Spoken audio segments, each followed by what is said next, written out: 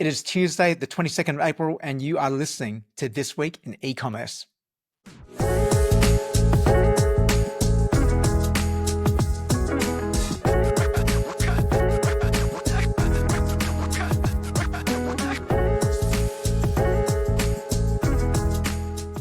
Hi everyone, welcome back. I am Mal Cheer, taking you through another week of This Week in E-commerce.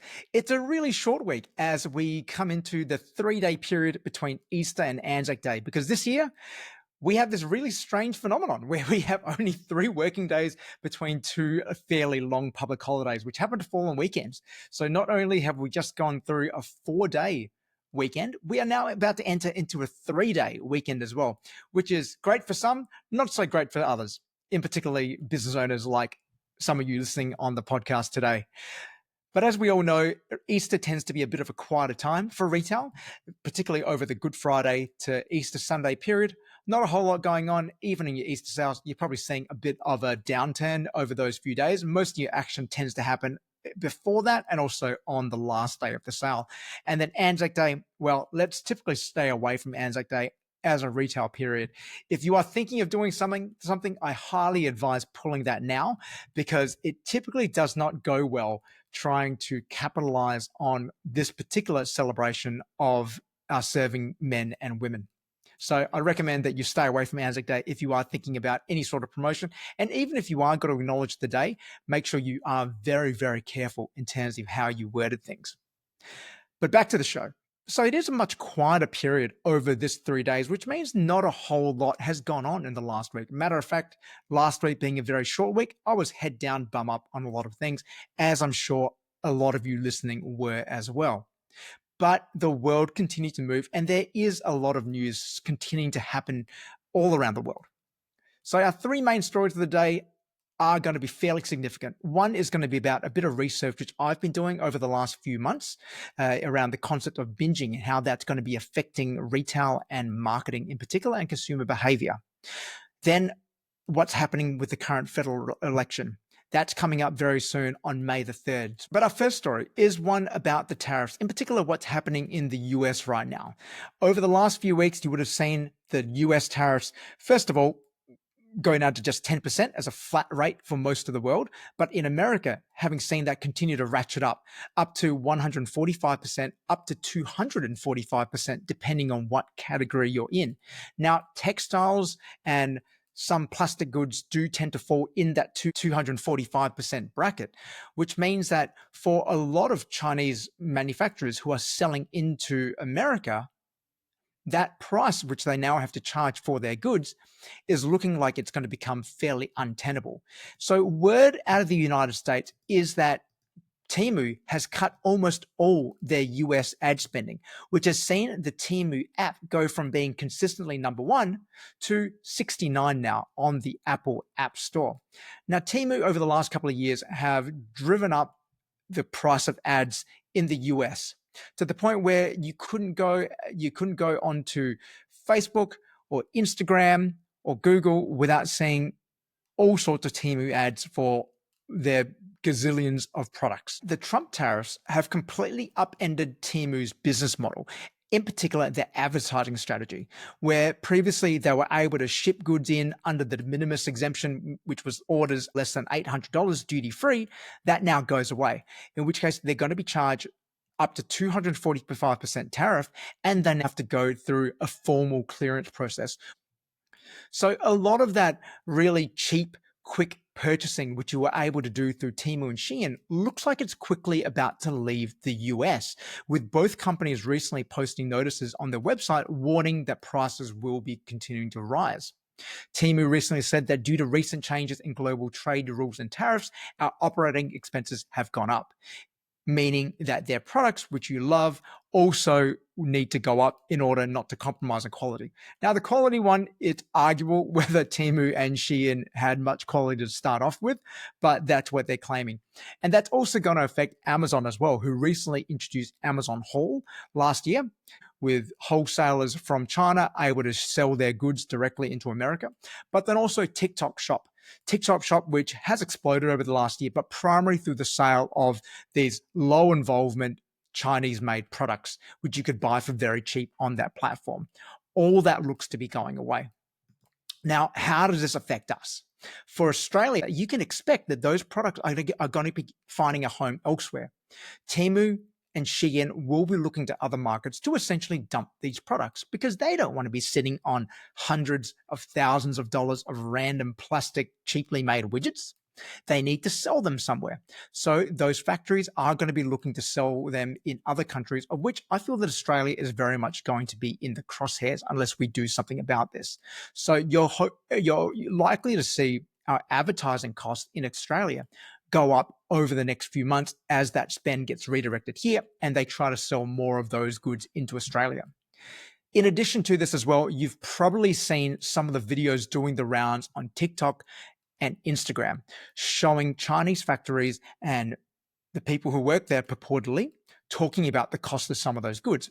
One of those videos, which I've seen quite a lot, is about the cost of a Birkin handbag, with a gentleman talking about all the materials which goes into the cost of a Birkin, adding them all up, and then showing that a $28,000 Birkin is really only made up of about $580 worth of raw materials plus labor, highlighting the markup which goes into those luxury products. Similar to that as well is a video of a woman at a factory which purportedly makes Lululemon jackets, talking about the cost of those jackets, where the cost of the jackets, including labor, is about $6 to $7, and the markup there is about $100. So they're selling it for $110, up from a $7 cost. So all these are designed to show you how cheap products are just as good as the more expensive products, and you shouldn't be looking at it as poorer quality. But I would caution that some of the content they're putting out there may not be entirely accurate, and also what you're actually buying from Shein and Temu is likely not going to be the exact same as what Lululemon or Hermes are buying. So take that with a word of caution, and to make sure that you are really focusing on product quality and branding as being your key differentiators. Because ultimately, if people are going to trust that they're going to get a better product from buying something which is well designed, well branded, and has a perceived high quality, they will continue to be happy to pay more of a premium for those products. On to our second story, which is about the federal election. Now, that is coming up very, very hot on our heels in less than 10 days. Which means that we're going to have to be making a lot of decisions based on what the two major parties are promising right now. And unfortunately, none of what they're promising appears to actually be helping the retail sector in any sort of meaningful way, because most of the cuts they've proposed have been around tax offsets, fuel excise cuts, energy bill relief, and automatic work expense deductions, which don't actually help a lot of the discretionary spending, which is most of what retail is all about.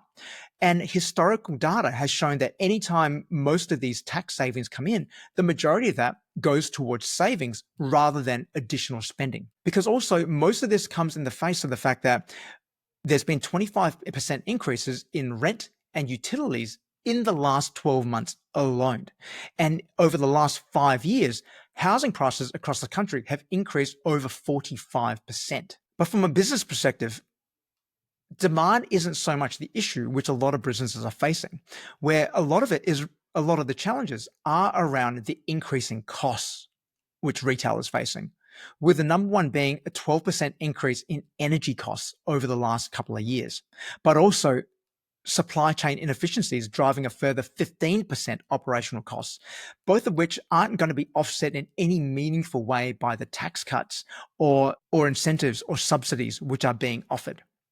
Because what's really going to move the needle is real wage growth, of which we have seen very, very little over the last several years. Matter of fact, a 2% real wage increase would actually boost retail spendings 3 times more than just the tax cuts alone. So none of what is being proposed by any major party is actually going to help the retail sector. And in some cases, particularly with some of the first homeowner grants, which they're talking about, and further incentives, could actually lead to greater inflation in the long run, further driving up the cost of housing, which is really what is a real noose around the neck of economy right now. So watch this space as we see what's going to happen, what further deals are struck in the days leading up to the election, but also what each party decides to then go on to do. Because what you're seeing all around the world amongst all this turmoil is that the markets are continuing to be extremely volatile.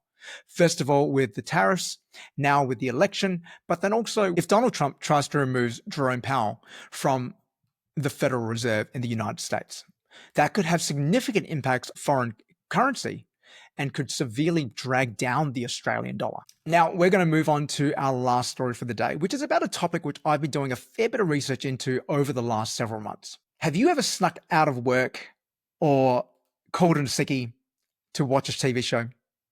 If you have, you are amongst the 1.1 million Australians who have made up an excuse in order to watch the latest episode of a show, because that is a fundamental shift in how Australians, matter of fact, the world, are now consuming content. In Australia alone, over 70% of Australians subscribe to one or more streaming services, with about 25 to 30% subscribing to two or more.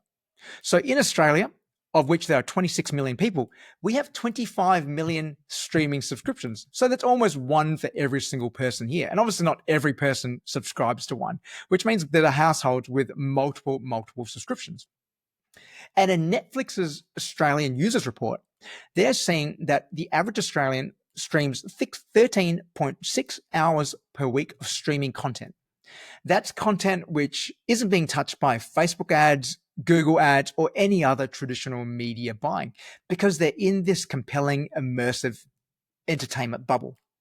So the whole idea of being able to play an ad at 7:30 p.m. and expect a large swath of the population to see it is gone. We now create our own prime time with Australians watching content at the time which suits us best, whether it be in the morning, during our commute, or right before bed. And how this has changed should directly impact how you think about advertising as well. Because paradoxically, it's the thing which is actually killing most brand strategies and both marketing strategies.